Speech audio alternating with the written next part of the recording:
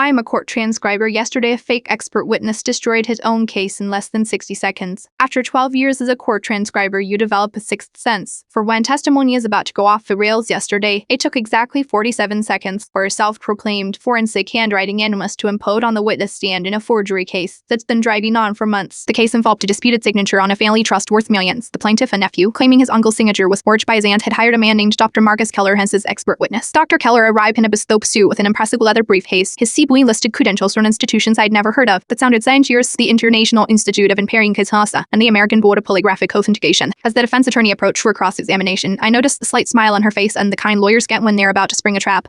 Dr. Keller, you've testified that the signature contains what you call classic indicators of grapheme manipulation. Could you explain what that means for the court?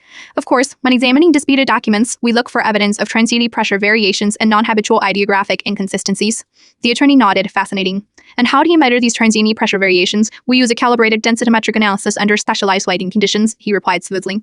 I see. And what specific instrument do you use for this analysis? The Raphel DP-7 is the industry standard. The attorney paused. Dr. Keller, are you aware that every term you've just used taught senior pressure variations? Densitometric analysis. And the Raphel DP-7 are completely fictitious terms I invented and placed on various apps last week. The courtroom went silent. I stopped typing for a moment, my fingers hovering over the keys.